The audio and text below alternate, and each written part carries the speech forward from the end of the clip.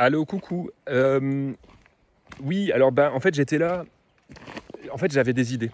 J'avais en fait même d'ailleurs plein d'idées à un rythme assez effréné. Et j'étais content d'avoir des idées parce que c'est une de mes passions dans la vie. Enfin, en tout cas, ça me fait plaisir. Puis alors, du coup, j'en avais un peu trop. Puis je me disais, oui, oui, oui, il va falloir que je les consigne, ces idées, parce que sinon, elles vont s'envoler, quoi. Et du coup, puis je me posais la question des modalités de cette consignation des idées. Quand est-ce que je le fais? Est-ce que je le fais juste après avoir eu l'idée? J'écris, je lui donne une forme écrite, j'enregistre vite un petit mémo vocal, ou alors est-ce que je me prévois un temps ce soir de débrief, un peu de consignation des idées, hop, je repasse en vue toutes les idées que j'ai eues, je leur aurais trouvé un titre, comme ça je me serais souvenu, puis après je développe un peu. Et puis rapidement, je fais ce constat, de nouveau, hein, évidemment, que ça prend au moins 3-4 fois plus de temps de consigner une idée, de lui donner une forme, des mots, peut-être un schéma ou j'en sais rien, que juste de l'avoir.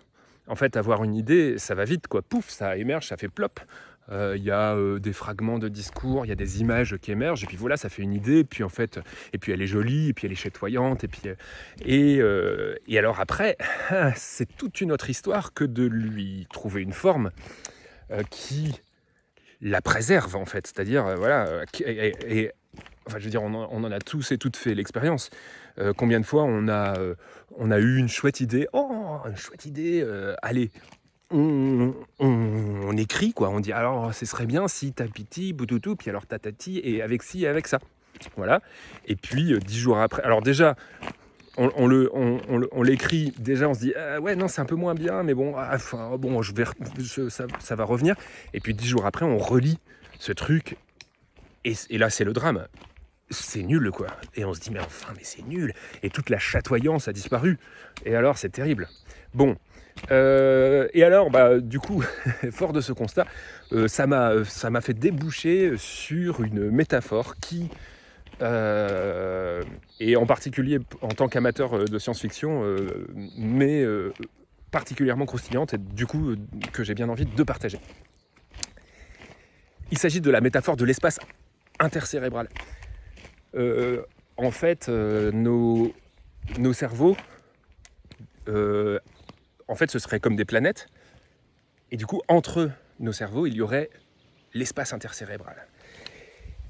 Et sur ces planètes, il y aurait une activité organique intense, et puis il y aurait des créatures qui émergeraient comme ça, qui verraient le jour. Et puis de temps en temps, certaines de ces créatures, en fait, nous paraissent vraiment super chouettes et intéressantes et jolies et chatoyantes. Et du coup, on se dit, oh là là, on aurait trop envie de les envoyer sur d'autres planètes, de les communiquer à d'autres esprits-cerveaux. Et alors, du coup, il faut leur trouver un véhicule, un vaisseau spatial. Et donc, on construit un véhicule, le vaisseau spatial, pour leur faire franchir cet espace intercérébral et les faire arriver à bon port sur un autre esprit-cerveau. Ce véhicule, eh bien, c'est la forme que l'on va donner à nos idées. Et du coup, on pense, pour ceux et celles qui connaissent, à cette expression de langue anglaise qui dit « It's not rocket science », pour dire qu'un truc est vraiment pas compliqué, quoi. C'est pas la science des fusées, c'est pas de la science de propulsion des fusées, ça va, tu peux le faire, ça va, c'est pas compliqué, parce que la science de propulsion des fusées, c'est hyper compliqué, il y a plein de paramètres, tout ça. Mais là, dans le cadre de cette métaphore, précisément, it's fucking rocket science, quoi. Construire le bon vaisseau spatial pour l'idée qui va préserver son intégrité physique et la faire arriver en bonne santé sur un autre esprit de cerveau, c'est hyper compliqué, quoi. C'est chaud, c'est hyper chaud. Et donc voilà, ça me réjouissait beaucoup, ce truc de me dire, ah là là, ouais, c'est marrant, on passe notre temps à construire des vaisseaux spatials, en fait.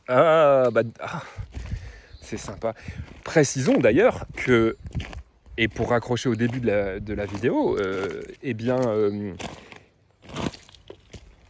parfois on s'envoie un vaisseau spatial à nous-mêmes, parce que nos créatures, malheureusement, parfois elles ne survivent, elles sont jolies, mais elles ne trouvent pas trop de quoi se sustenter sur notre planète. Voilà, là, je file, la métaphore c'est abusé, mais en gros, parfois on s'envoie nos créatures à nous-mêmes. Il faut fabriquer un vaisseau spatial pour se l'envoyer à nous-mêmes, au nous-mêmes du futur en fait. Bon voilà, là c'est un petit peu foireux, il va pas falloir trop insister sur la cohérence métaphorique, s'il vous plaît. Voilà, c'était ma métaphore. Bisous, bye.